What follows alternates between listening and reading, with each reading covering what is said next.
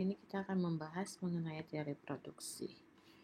Jadi, teori produksi ini kalau di pertemuan lalu kita kan sudah membahas mengenai teori perilaku konsumen. Di mana teori perilaku konsumen ya artinya dia membahas bagaimana perilaku dengan konsumen. Nah, dalam teori produksi ini kita akan membahas hal apa saja yang menjadi faktor di dalam produsen memproduksi suatu barang. Jadi kalau kita membahas tentang teori produksi ini berasal dari kata production. Artinya dalam production ini ada proses, yang mana proses ini mengubah input menjadi output. Nah, di dalam input-input ini, hal apa saja yang tercantum di dalam input itu ada labor, land, sama kapital. Nah, sedangkan output itu yang didapat adalah berupa goods. Ini maksudnya goods ya. Oke. Jadi proses dari produksi itu ada 3, yaitu teknologi, kemudian ada tenaga kerja, kemudian ada kapital atau modal. Jadi untuk yang produksi ini lebih menunjukkan bagaimana hubungan secara kuantitatif antara input dengan output. Sedangkan kalau yang labor ini lebih menyatakan hubungan yang bagaimana penggunaan tenaga kerja. Kalau ini bagaimana penggunaan modal. Jadi secara general dalam produksi itu dikenal dengan istilah fungsi produksi.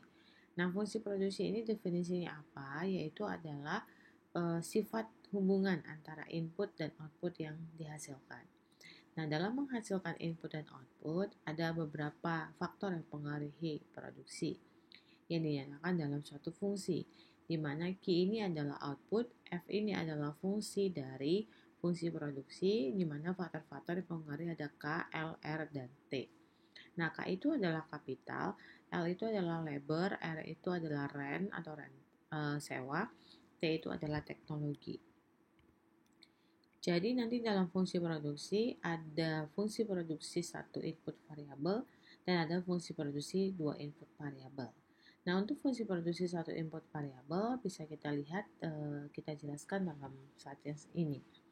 Jadi, fungsi produksi 1 input variabel ini menunjukkan atau mengasumsikan salah satu input menjadi konstan dalam jangka pendek. Maka dapat dijelaskan hubungan input dan outputnya secara luar. Nah, apabila input K dianggap tetap dalam jangka pendek, maka fungsi produksinya akan menjadi Q sama dengan fungsi dari K.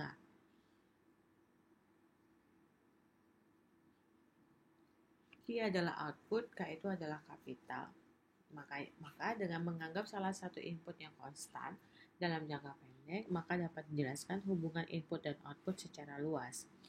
Nah, apabila input modal tetap, maka fungsinya menjadi Q sama dengan fungsi dari L. Nah, di dalam fungsi produksi satu input, untuk menghitung rata-rata daripada produksi, maka dapat digunakan rumus APL sama dengan average physical product of labor sama dengan Q per L.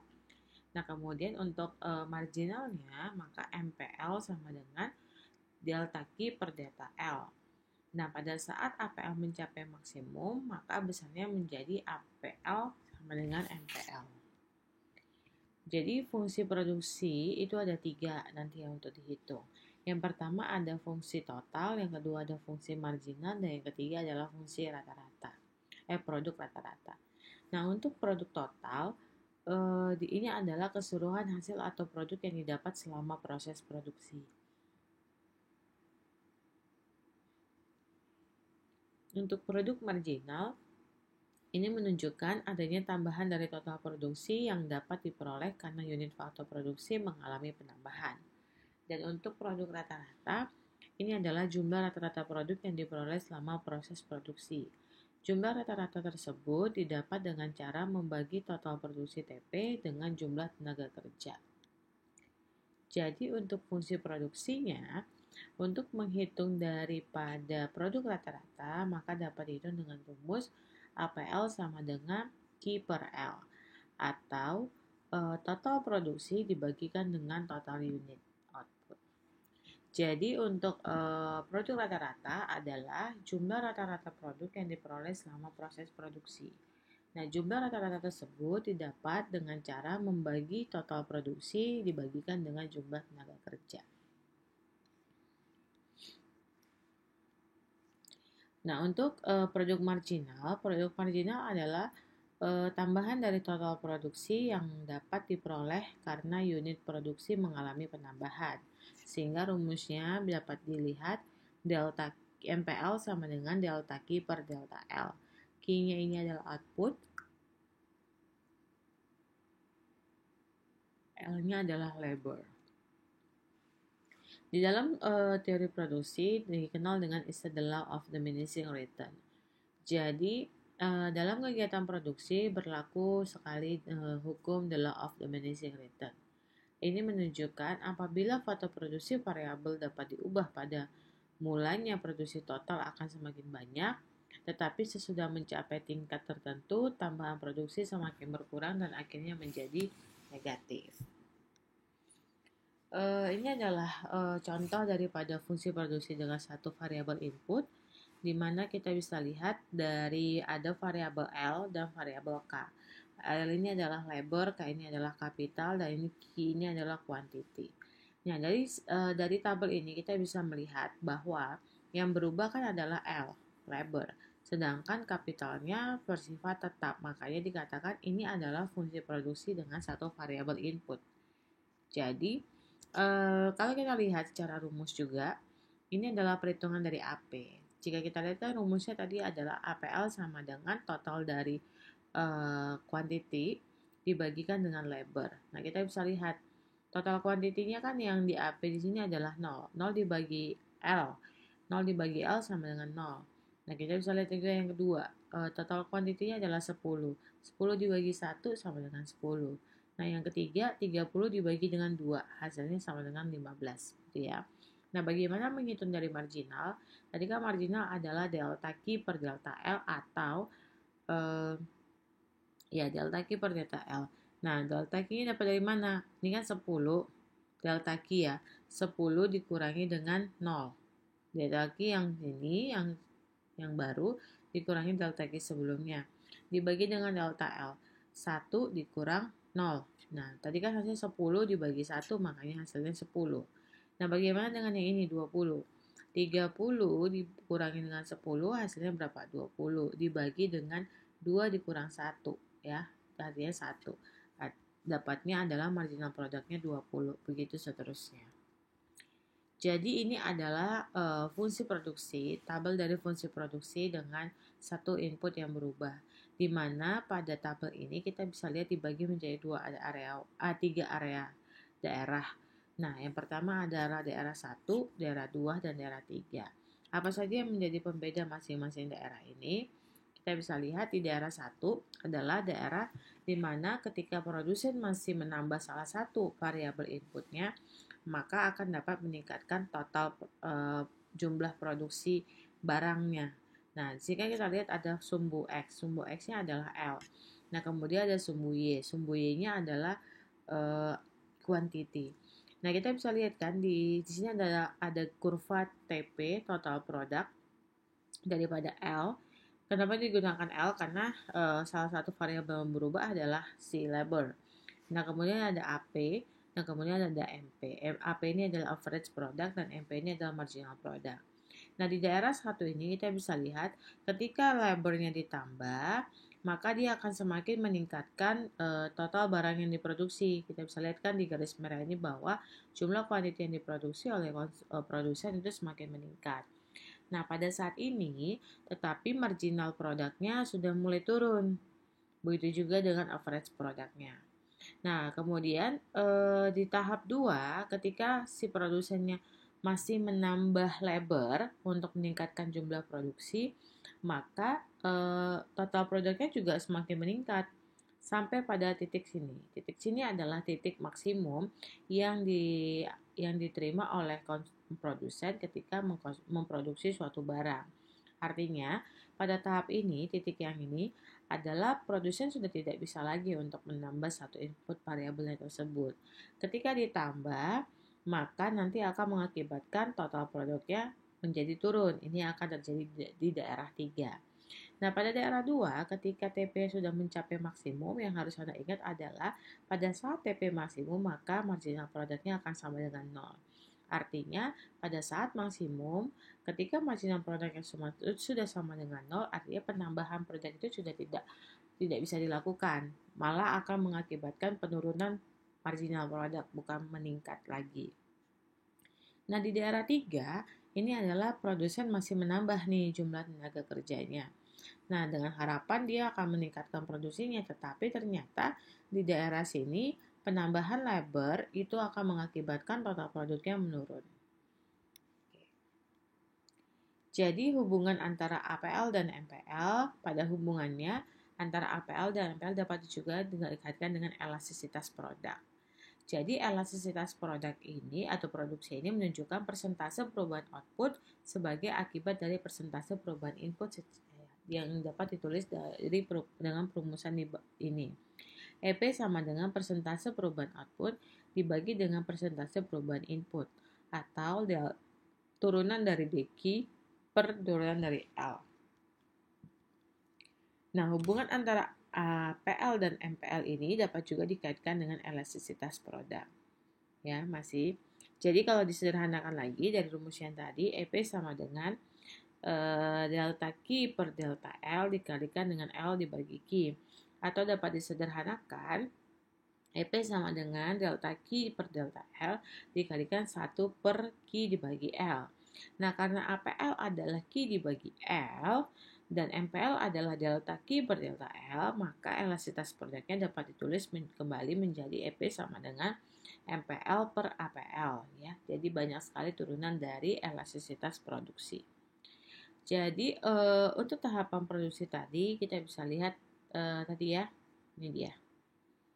Jadi ini adalah ketika diberlakukannya average produknya terhadap teknologi dan juga average produknya, marginal produknya terhadap teknologi.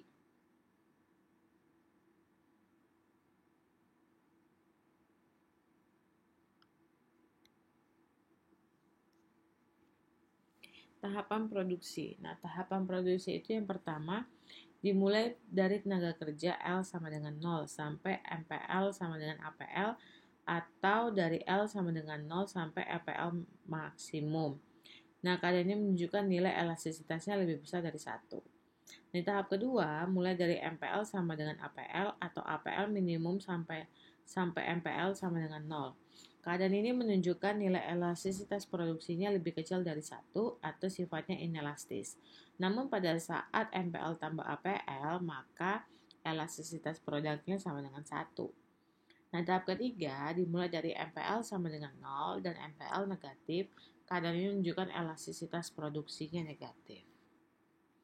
Nah, ini adalah fungsi dari produksi dua input variabel. Jadi, di dalam fungsi produksi dua input variabel, jika dua input yang digunakan dalam proses produksi menjadi variabel semua, maka pendekatan yang sering digunakan adalah istilahnya isocos dan isoc1. Jadi, ini adalah kurva dari isoc1. Nah, kurva dari isoc1 itu mirip sekali dengan kurva dari kurva interference curve. Jadi, bentuknya adalah menghubungkan titik-titik kombinasi input untuk menghasilkan tiket output yang sama.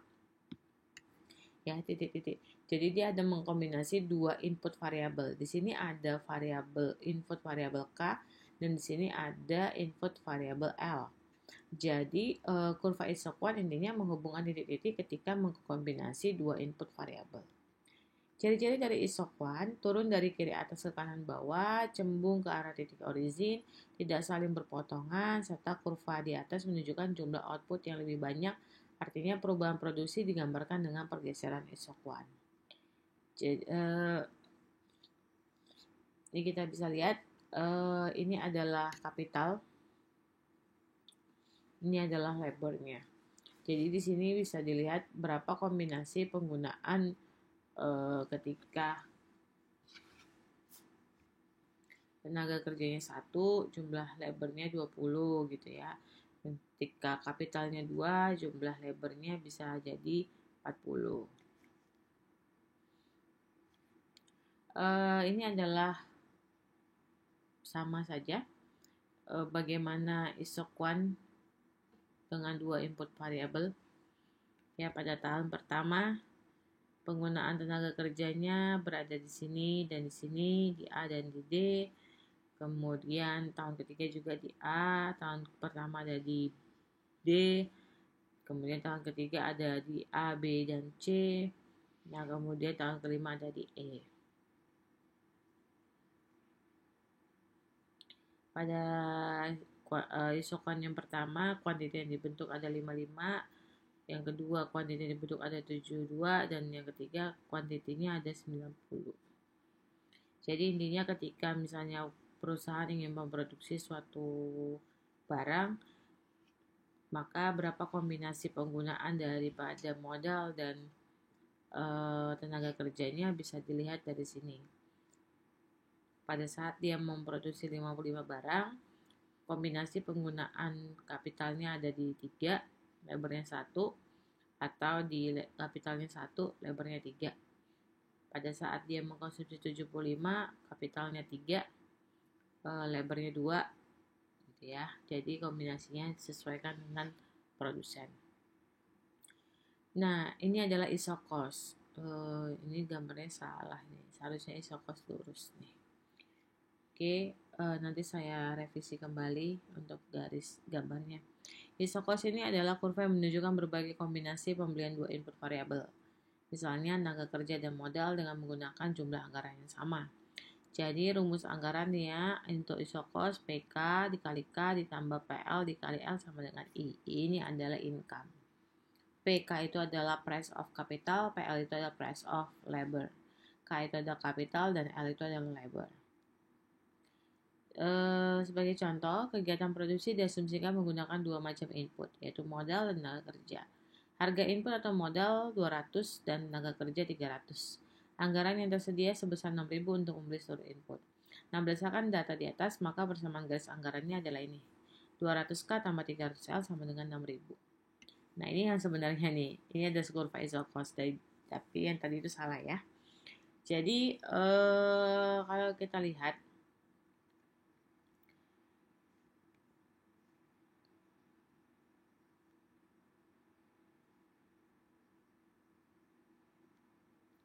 keseimbangan produsen itu digambarkan dengan persinggungan antara isokos dan isokuan. Persinggungan tersebut akan menggambarkan pilihan produsen yang disebut least cost combination atau LCC yang menunjukkan kombinasi input terbaik. Jadi keseimbangan keseimbangan produsen tercapai pada saat isokos juga bersinggungan dengan isokuan. Jadi sama dengan teori perilaku konsumen yang lalu. Pada saat isokos bersinggungan dengan isokuan, maka di sini adalah diistilahkan dengan least cost combination. Jadi bedanya gini, kalau pada saat di teori perilaku konsumen kan adalah maksimum itu pada saat kita mengkonsumsi barang ketika sesuai dengan budget. Nah, kalau di dalam produsen intinya memproduksi barang dengan biaya yang seminimum mungkin. Nah, keseimbangan produsen itu sampai pada saat MPL per MPK sama dengan PL per PK. Kombinasi input dengan variabel biaya terendah itu adalah pada saat ini. Jadi kalau sama saja ya titik-titiknya, di titik A dan B memang biayanya rendah. Artinya dari budget yang dimiliki oleh perusahaan tetapi belum digunakan secara maksimal gitu. Jadi masih ada sisa. Nah, kalau di titik E ini artinya dengan budget yang ada, kombinasi penggunaan inputnya juga sudah dilakukan gitu ya. Jadi ini adalah kombinasi yang terbaik gitu. Kalau yang di D kita sudah tahu bahwa ini adalah over dari budget. Baik, terima kasih. Demikian materi dari saya. Jika ada pertanyaan, kita bisa lanjut di kolom komentar.